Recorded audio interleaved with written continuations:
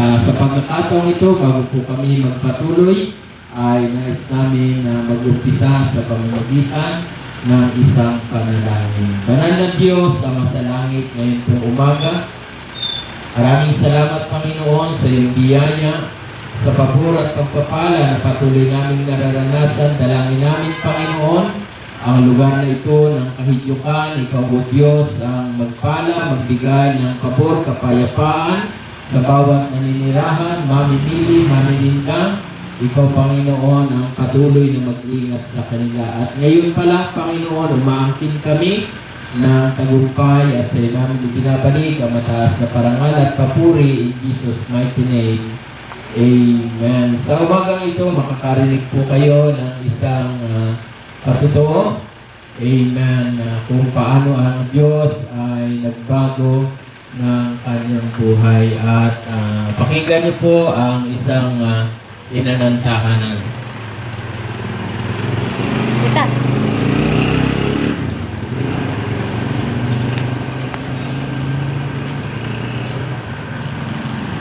Magandang umaga po sa bawat isa, sa lahat ng nakakakinig ng tinig. Ito po ay isang pinagtahanan. Tunay nga po, noong una na ako hindi pa nakakilala sa Panginoon, tunay nga po ang gawain ganito. Hindi ko po pinapansin, binabaliwala ko sapagkat sa aking sarili. Meron na akong sabi nga, religion na dinadaluhan. Salamat sa Panginoon, mga panahon na sabi nga dumating sa ating maraming pagsubok. Dugo po na pagtato na ang sabi nga ang Diyos ang higit na nagbibigay ng katugunan sa mga pangangailangan natin bilang tao. Tunay nga kung doon ko naranasan, ako nagkaroon ng karamdaman, sabi nga napakahirap ng karamdaman. At ito'y lagi kong dinadalangin, kung ako nagdalo na ako inawag pa sa aking dinadaluhan. Tunay nga po wala din naman nangyari sa akin. Subalit salamat sa Panginoon, ako'y makaranas na sabi nga ay himala ng Panginoon. Kung po napatunayan na ang Diyos ay buhay. Tunay nga po ang Diyos ay nagpapagaling. Tunay nga po naranasan ko, sabi nga sa kabila na ako ay nagkaroon ng sabi nga ng mga cancer, pray na kayo ng mga panahon na yun. Sabi nga ay wala pa yung mga dialysis na yan, wala pa yung mga para. Magagaw sabi nga ang sakit na sa cancer. Salamat sa Panginoon sapagkat naranasan ko yung kaunang himala ng Panginoon na natutunan ko na lumapit sa Panginoon. At meron pong isang pinto ng Diyos na nagkagala sa akin na pumunta sa bahay. Noong una po talagang nahihiya ako sa pagkasabi ko. Meron na akong reliyon. Hindi talaga mali sa isip ko na sabi ko, ang Diyos ay nagbibigay ng kagalingan. At nabasa ko po yung sa Bible, bagaman ako pinikisira na ng lingkod ng Diyos. May panahon na tinataguan ko pa po sila, sabi ko parang nahihiya ako, bakit ako pupunta rito, may reliyon naman ako. Purihin ang Panginoon sa pagkakinahensya ng Diyos sa aking buhay, pinagpanatunay na pag-asa. At ito na nga po, naranasan ko na yung tinataguan ko ng mga reliyon. Hinihiya ko na, narito na po ako yung buhay na nagpapatuto sa inyong harapan na ang Diyos ay tunay na Diyos na dapat tinatamba sa Espiritu at katotohanan. Ngayon po ang naranasan ko, ang kabingang himala ng kagalingan ay pinagalob sa akin ng Panginoon. Kaya po ako yung magkrito kung pagka ako kinakailangan makasama sa gawain talaga nasama po, hindi ko po pinapalampas. Upang sabi nga ang kabutihan ng Panginoon ay aking maihayag. Kaya ang kabutihan po ng Panginoon ay sa Kanya lamang ko binabalik ang kapurihan at kasalamatan. Ayun po ang kapurihan.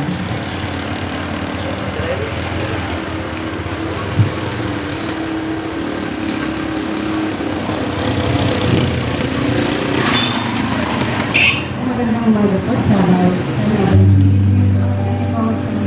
awit na kung saan ay nagtatanong kailan ba natin ibibigay ang ating buhay at lakas sa ating Panginoon sapagkat di po nga natin ito hawak. Ang ganito ang mensahe niya.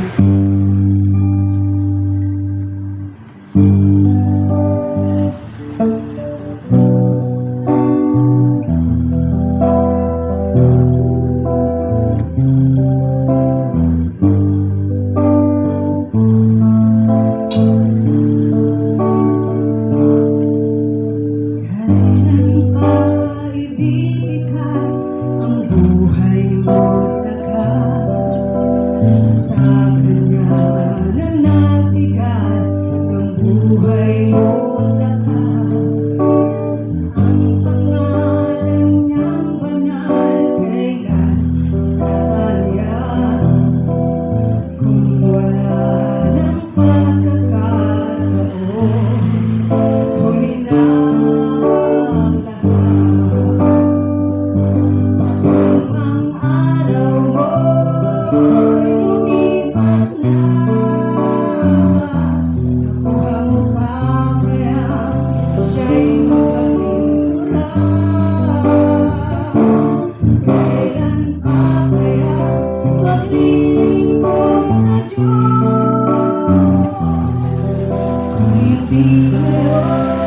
Kailan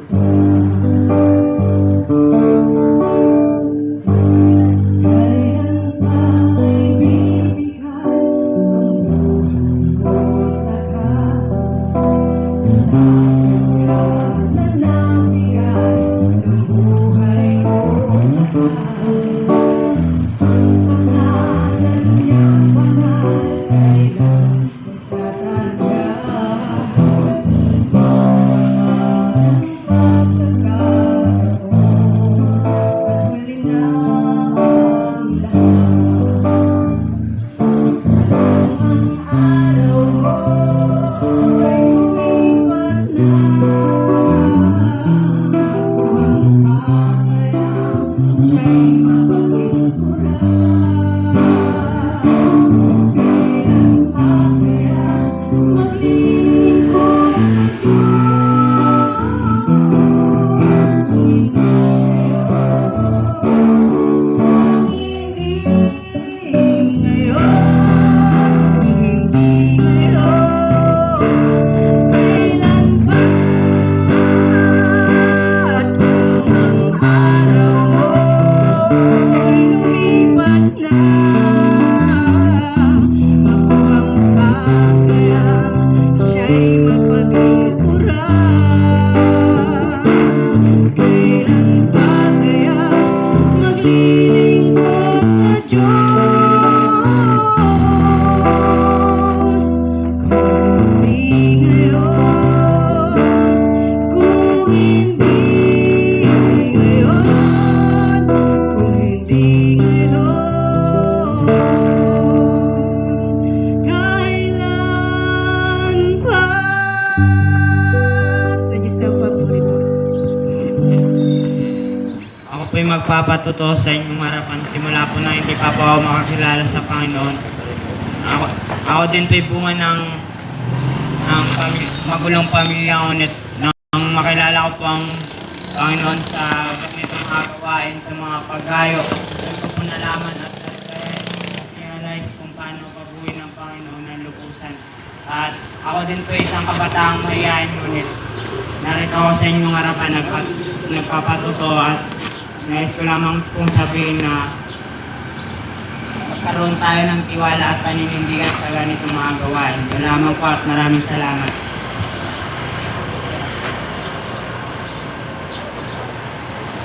Praise God, hallelujah, magandang umaga po. Ako po ay magpapatuto na dati po ako ay mayayain na maglingkod sa Panginoon, sumama sa mga gawain. Napag-isip-isip ko po, ako po ay masama nga, nakakagawa ko, na hindi ako naiya sa Panginoon pa kaya salita ng Diyos. Kaya maraming salamat po sa Panginoon, binago niya ang aking buhay. Maraming binagot po ang aking buhay ng dahil sa Panginoon Diyos. Nakapabuti niya po lahat ng masasama kong gawain ay nabago ko po na hindi naman po perfecto pero nakakagawa po ako ng masama. Salamat sa Panginoon, maraming salamat. Ako'y binago niya. Amen. Salamat po. Hanggang dito lang po. Sa Diyos ang papuri. Amen.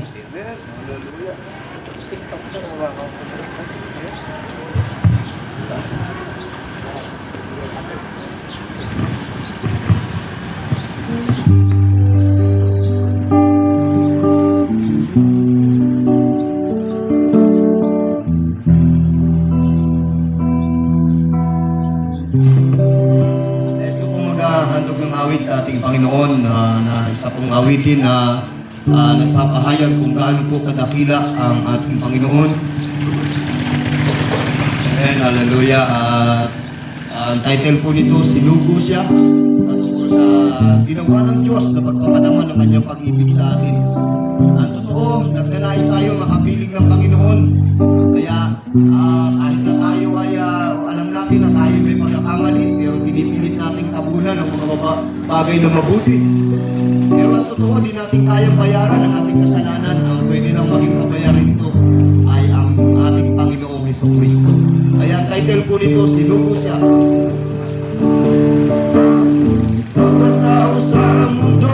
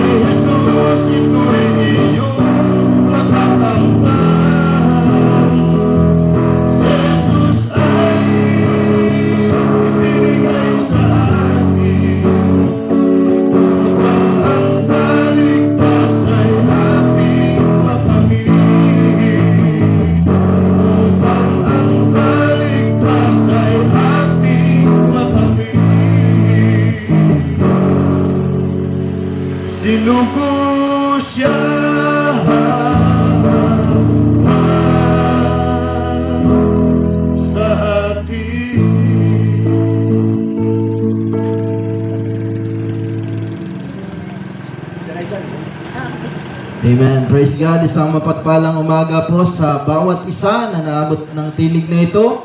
Nais ko rin pong magbahagi ng patotoo na ginawa ng Diyos sa akin pong buhay. At ito po ang dahilan kung bakit malakas po ang aming loob na magsalita sa ganitong lugar. Hindi po kami nahihiya sapagkat meron pong mabuting ginawa ang Diyos sa aming buhay. At sa personal pong karanasan, ako po isa sa mga taong nakaranas ng pagbabago ng buhay sa tulong po ng Diyos. Ako po ay nung panahon ng aking kabataan sa edad ng pagiging teenager ay ako po'y ginapos na ng iba't ibang uri ng bisyo. Natuto na pong manigarilyo sapagkat ako po'y hindi nakatapos ng pag-aaral. First year high school lamang ay tumigil na ako sa pag-aaral. At nasimulang mapabarkada, kaming mga magpipinsan, ay kami ang magkakabarkada at nagkakayayaan na magsimula na magbisyo. Una ay ang paninigarilyo at ganun din, natutong magsugal, natutong mag-inom ng alak. Amen. Ganito po ang takbo ng aking buhay noon. Bagamat ako'y teenager noon ay inaabot po ako ng umaga sa sugalan. Ang kalaban ko po ay mga matatanda at mga veteranong magsusugal. At yun, ang aking kinikita sa pagtatrabaho ay halos doon na po papunta lahat. At ganun po ang naging takbo ng aking buhay, kaibigan, sa ating Panginoon. Para sa akin, yun ang kasiyahan. Yun ay paglilibang ko sa buhay. Pero kaibigan, sa ating Panginoon, hindi po naging maganda ang resulta nito sa aking buhay. Kaya ako po nagnanais na makaranas po ng paglaya sa mga bagay na napasukan ko na yun, mga bisyo na yun. Amen. Pero hindi po ako nabago sa sarili kong kagustuhan. Minsan po gumagawa ako ng mga New Year's resolution. Sabi ko, ayaw ko na ng bisyong ito. Gusto ko na itong talikuran. At New Year's resolution ko, sa susunod na taon, hindi ko na ito gagawin. Pero ako po'y nabibigo sa aking sariling kagustuhan lamang. Ako po'y bumabalik pa rin doon sa mga bisyo na yon. At hanggang sa pagkakataon po na ako ay natuto rin gumamit ng marijuana. Ako po'y inalok ng aking pinsan. Sabi po niya, subukan mo itong marijuana. Hindi naman ito kagaya ng shabu. Ang shabu ay nakakaloko, nakakabaliw. Pero itong marijuana, ayos to, pampasarap ng kain, pampasarap ng tulog, love trip, di ba, pampasaya. So, sinubukan ko po. At hanggang sa ako'y nalulong din po sa ganitong uri ng bisyo. At doon ko po natuklasan, ito pala'y meron ding hindi magandang epekto sa kaisipan ng tao. Sapagkat nakakagawa ko ng mga bagay na hindi dapat ginagawa pagka ako'y may talab ng marijuana. Pero salamat po sa Diyos, hindi po niya ako hinayaan na ako'y manatili, nagapos ng ganitong uri ng bisyo. Amen. Ako po'y nabibigo dati sa sarili kong kagustuhang magbago, pero nung lubusan ko pong makilala ang Diyos, naunawaan ko ang salita ng Diyos, meron pong nangaral sa akin, nagapagal na ako'y bahagihan ng salita ng Diyos. Salamat, ito po'y may malaking naitulong sa akin upang unti-unti pong mabago ang aking buhay. Nakalaya po ako sa paninigarilyo, nakalaya sa pag-inom ng alak, nakalaya sa pagsusugal, at sa ibang hindi magagandang gawain. Sa pagmamariwana, nakalaya po ako sa ganitong uri ng buhay. Salamat po sa Panginoon, malaki po ang naitulong ng salita ng Diyos. Kaya ngayong umaga, kaibigan, mamaya po yung mga ngaral ng salita ng Diyos, makinig ka ng salita ng Diyos sapagkat ito'y may malaking maitutulong sa iyong buhay. So yan lamang po. Marami pong salamat sa pagbabago na ginawa ng Diyos sa aking buhay. Sa Diyos lamang po ang mataas na kapurihan.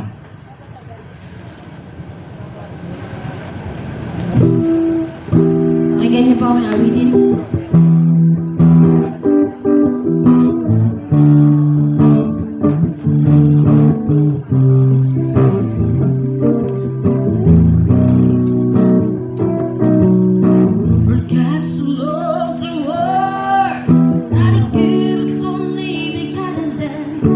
Whoever believe in Him, to that purpose, but everlasting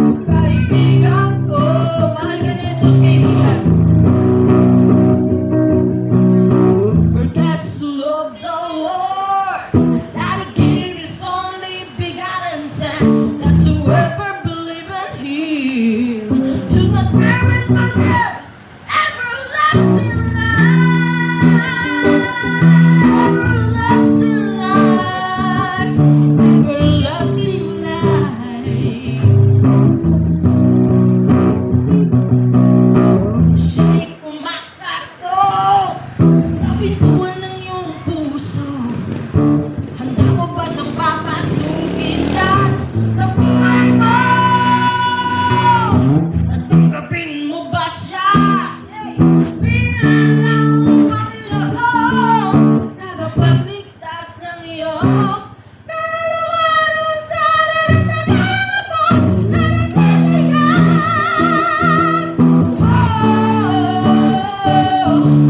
Kaibigan ko, mahal ka ni Jesus, sapagkat iyon na lang ang pagsinta ng Diyos sa